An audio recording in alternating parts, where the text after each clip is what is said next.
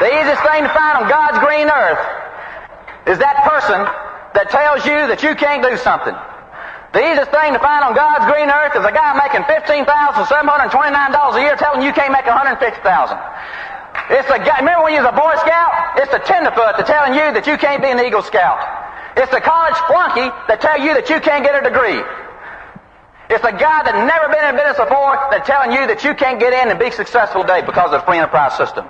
It's your brother. It's your sister. It's your parents. It's your next door neighbor. It's your dumb, stupid, retarded brother-in-law. That's who it is.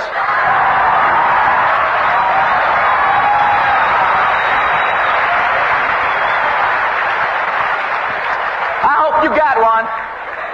You don't, I got two more you can have. I remember I used to get in that little old yellow Honda and I'd sit down that thing in Sumter, South Carolina after we showed it to all our friends, both of them. And I booked on down to Macon, Georgia. That's the only place I knew anybody. We went on down to Macon, and I'll tell you something. When I still had a full-time job in the Air Force working shift work, one week I'd go in at 10 o'clock in the morning and get off at 5 o'clock in the afternoon. The next weekend I'd go in at 6 and get off at 10 that night. And I'll tell you, I got in that Honda 2 and 3 times a week, and I was just a boogieing it down the highway. I mean, have you ever sat for 6 hours in a Honda? I had a little tape player. I was too cheap to buy me a good one to put in that thing. I got so good I could change gears, hold the tape player, change gears, throw it up, never miss a note.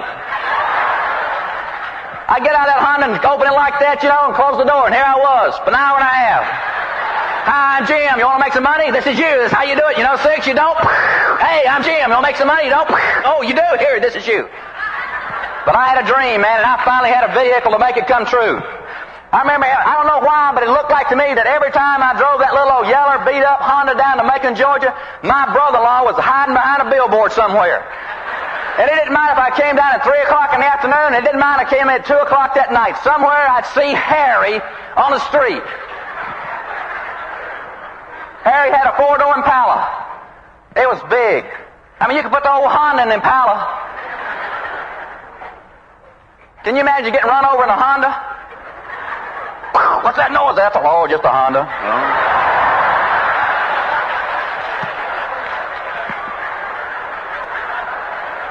I drive that Honda up there, you know, and I pull up in the driveway. Get out. There's old Harry. Looked like a Cheshire cat sitting up on a tree. That's your soapmobile? You made your first million, you've been in a week. My next door neighbor's best friend, second cousin, fireman, postman, policeman, great uncle, aunt, great great grandmother who wears tennis shoes and smokes cigars, got him straight 3 days, didn't make no money.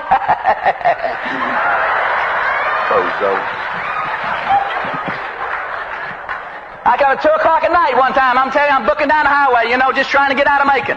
I done whipping circles up on everybody. I've been going to the greasy spoon, getting some grease back in me so I can get back home. Pull up to a stop sign. Who I see down next to me? Hey, Soapy! Hi, Harry.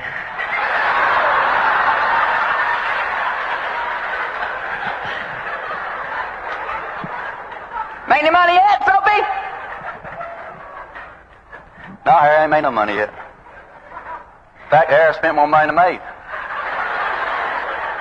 In fact, Harry, I'd love to find somebody just get in and buy their own tapes.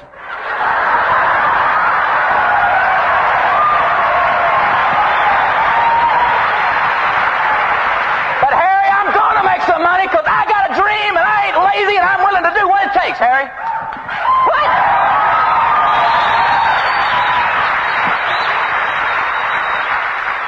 But I remember, brothers, I tell you what, I remember when we got our first Cadillac, 76, faded silver, big long thing, had a 500 cubic inch engine, had cylinders this big, man. You could hear, I created the gas short, you know, sucking that gas down, man. Little rust here, but I didn't see it. Pull up I went down to Thanksgiving one down my mother-in-law's house, and you know, Harry was there and had his Impala and it was all shiny, and I drove in that old faded Cadillac. He said, "Hey, open the trunk, let's see if you got that little soapmobile back there."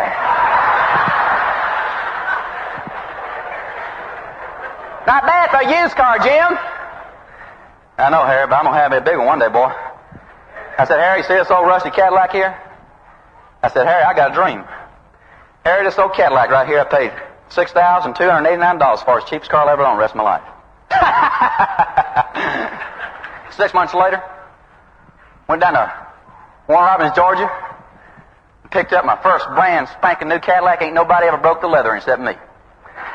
Dark metallic blue with blue leather interior. Sticker price $22,394.12. Come up the house and Harry was sitting there and said, "Hey, Harry."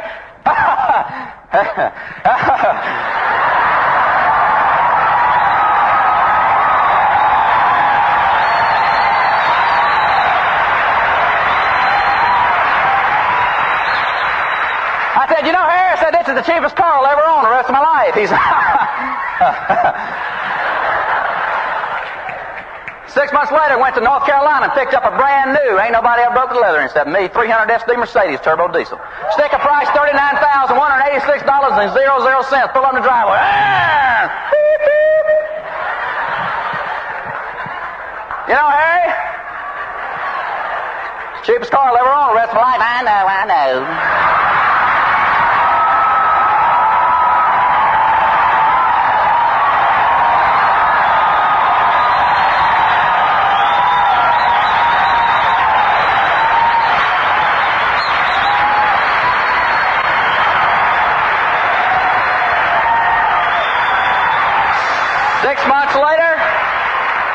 6 months later, went to Atlanta, Georgia.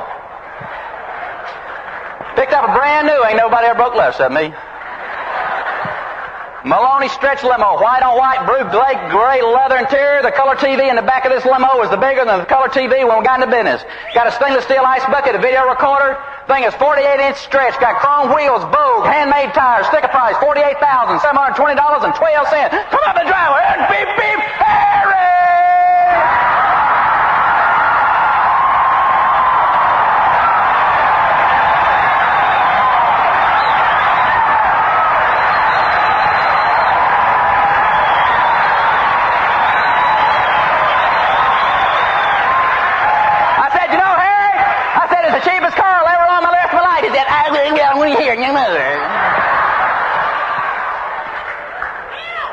You see, I ain't sold none of them. I'm still got them all. I ain't got to trade them in. They ain't Impalas.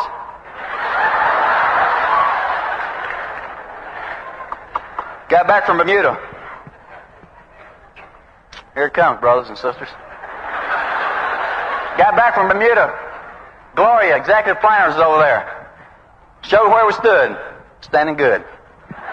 Boy, I'm telling you what, we're in high cotton. Sat down with Mickey and Bill and Monday morning in Greensboro, North Carolina. We're going to take delivery of, and ain't nobody ever broke the leather except me. Sticker price $60,493.00. Brand spanking new 308 Magnum red Ferrari. I'm gonna put that thing.